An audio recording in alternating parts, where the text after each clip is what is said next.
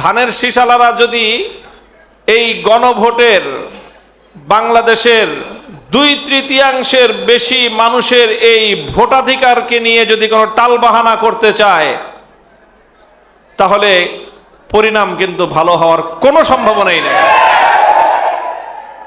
মানুষ কিন্তু 2টা ভোট দিছে। সংসদ নির্বাচনে প্রতীকে ভোট দিয়েছে, জুলাই সনদ বাস্তবায়নের জন্য গণভোট দিয়েছে। আমরা বলেছিলাম যে গণভোটটা আগে করেন, সংসদ নির্বাচনটা পরে করেন, কিন্তু যাই হোক সেটা হয় নাই, একসাথে হয়েছে। গণভোটে মানুষ বেশি ভোট দিয়েছে, 2/3 বেশি মানুষ গণভোট দিয়েছে। ধানের শীষে কিন্তু 2/3 মানুষ ভোট দেয় নাই। কাজেই জনগণের মতামতকে, জনগণের রায়কে হাইকোর্ট দেখাবেন, এই বাঙালিরে হাইকোর্ট দেখানোর দিন কিন্তু শেষ। বাঙালিকে হাইকোর্ট দেখাইতে যায়েন না, তাহলে বাঙালি কিন্তু আপনাকে রাজপথ দেখায় ছাড়বে। আমরা পরিষ্কার ভাষায় বলি, যেইভাবে জুলাই সনদ হয়েছে,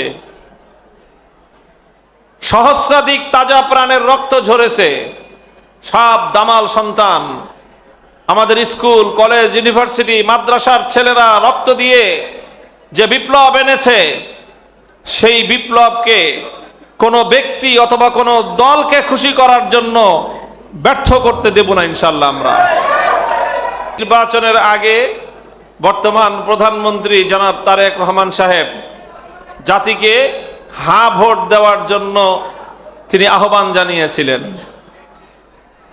যদিও তার দলের লোকজন না ভোট দিছে তলে তলে, কিন্তু তিনি বাধ্য হয়ে হোক আর যেভাবেই হোক জনগণকে হ্যাঁ ভোট দিতে বলেছেন। তার মানে তিনি জনগণকে যেহেতু হ্যাঁ ভোট দিতে বলেছেন, তিনি জনগণের সাথে হ্যাঁ ভোটের কার্যকারিতা বাস্তবায়ন করার অঙ্গীকার করেছেন। এখন পাশ করে পগার পার হয়ে যাওয়ার পরে যদি মনে করেন যে এখন আর জনগণের দরকার হবে না, বলবো বোকার স্বর্গে বসবাস করতেছেন। পাশ করার আগে যেরকম জনগণের প্রয়োজন ছিল, পাশ করার পরে আগামী 5 বছর শান্তিতে টিকে থাকার জন্য আরো বেশি প্রয়োজন জনগণের। রোজা রমজানের দিন রোজা রেখে আপনারা যদি এই গাদ্দারি আর বেঈমানি শুরু করেন, তাহলে কিন্তু আপনাদের পরিণাম খুব খারাপ হবে।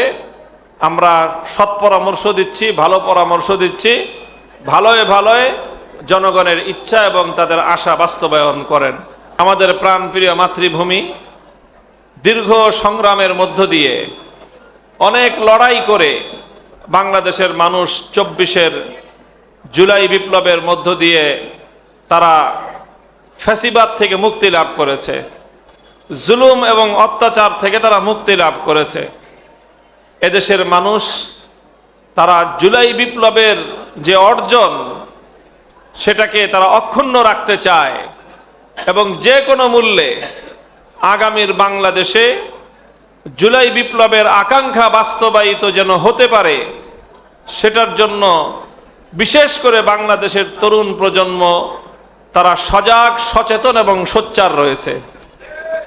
এই জন্য আমরা বাংলাদেশের দায়িত্বশীল কর্তৃপক্ষ হিসেবে বর্তমান সরকারকে আমরা স্পষ্ট ভাষায় বলতে চাই যে এদেশে দীর্ঘ অনেক বছর পর, 17 বছর পরে একটা নির্বাচন হয়েছে।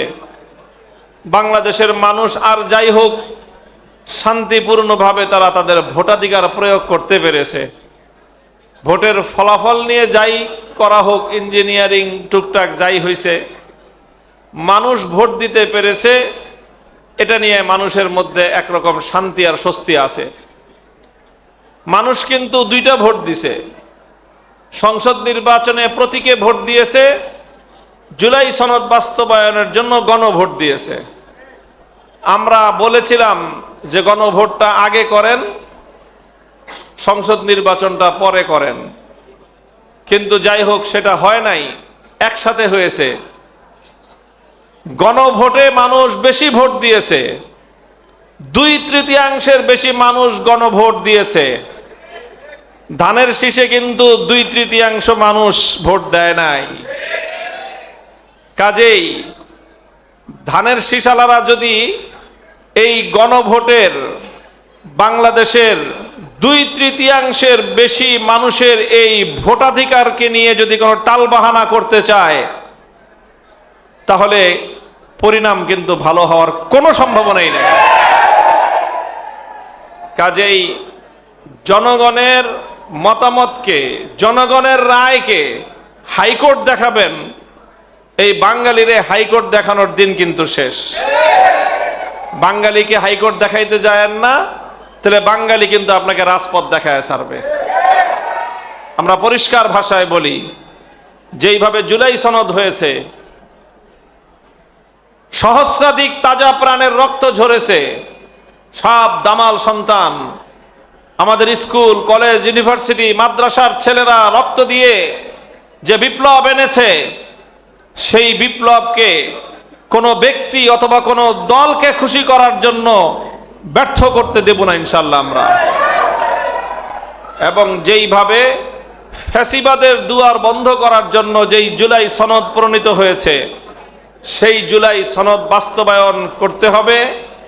গণভোটে 2/3 বেশি মানুষের যে অভূতপূর্ব যে গণরায়, সেই গণরায়কে যদি বানচাল করতে চাওয়া হয়, তাহলে দেশের জন্য, বিশেষ করে সরকারের জন্য কোনো ভালো পরিণাম হবে বলে আমাদের মনে হয় না।